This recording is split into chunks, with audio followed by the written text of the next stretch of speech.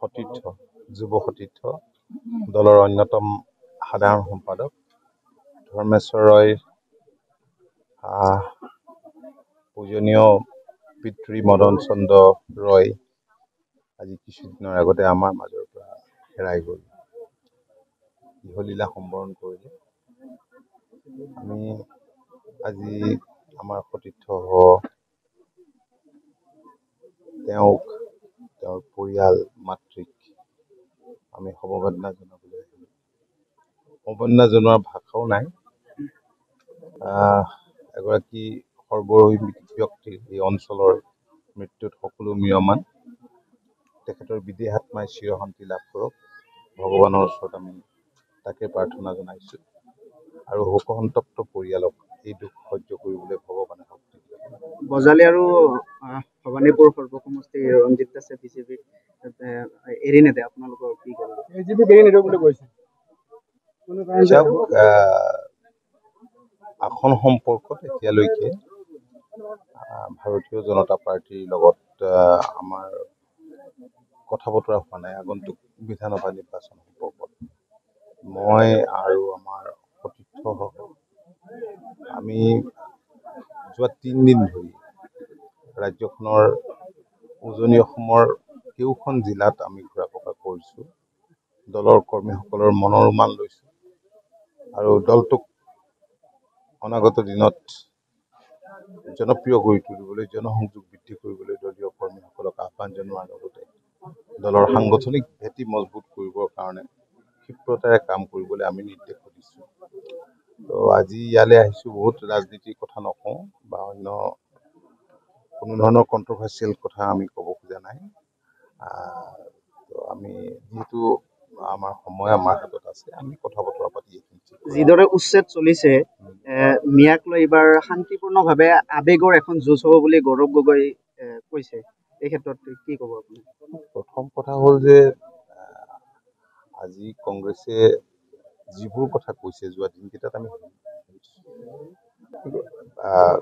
এই যে সত্ৰৰ মাটি দখল, ৰিজাৰ্ভ ফৰেষ্ট দখল, ট্ৰাইবেলৰ বাবে সংৰক্ষিত ব্লেল ব্লক দখল, এইবোৰ বেআইনী কাৰবাৰ। এই বেআইনী কাৰ্য কৰিবৰ কাৰণে কংগ্ৰেছেই সুবিধা দিছিল।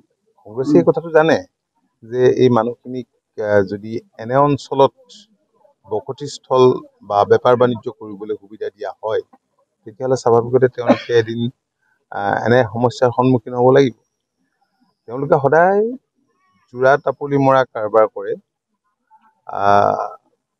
সাময়িক সকাহ দিয়ে আৰু সেইবাবে আজি ৰাজ্যখনত এনেকুৱা এটা পৰিৱেশ সৃষ্টি হৈছে।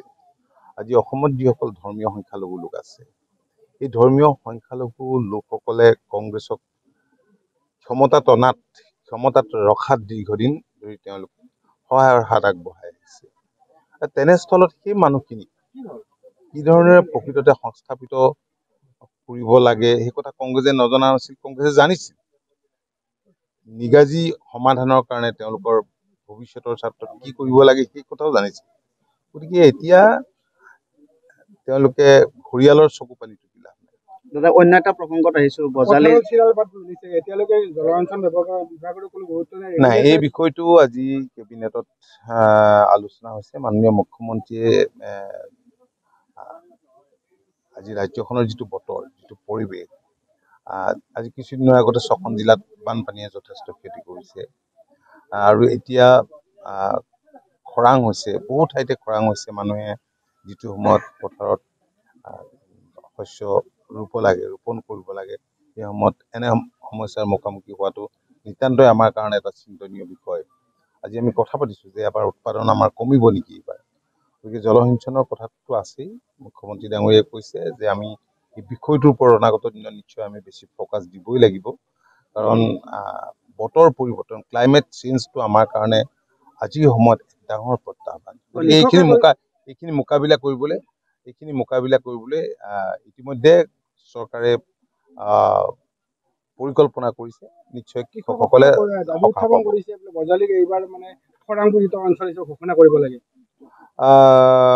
হয়, চৰকাৰেও তেনে ধৰণৰ চিন্তা চৰ্চা কৰিছে। যিবিলাক অঞ্চলত এতিয়া এনে খৰাং হৈছে, সেই ক্ষেত্ৰত চৰকাৰে ডেফিনেটলি এটা বিশেষ ব্যৱস্থা গ্ৰহণ কৰিব।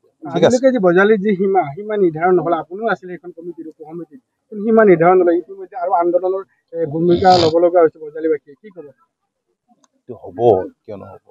চৰকাৰে যিহেতু এই ক্ষেত্ৰত নিজে পদক্ষেপ লৈছে, সেইটো হ'ব। সময় হয়তো লাগিছে, নিশ্চয় হ'ব।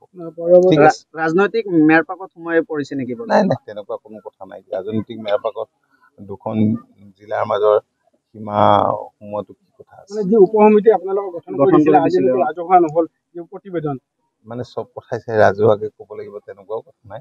গতিকে আলাপ আলোচনা হৈছে, আমিতো স্থানীয় ৰাইজৰ আমি মতামত আমি সংগ্ৰহ কৰিছোঁ, সেইখিনি আমি মাননীয় মুখ্যমন্ত্ৰীক জনাইছোঁ। গতিকে নিশ্চিতভাৱে সেই ক্ষেত্ৰত সময়ত যাৱতীয় ব্যৱস্থা গ্ৰহণ কৰিব। ঠিক আছে।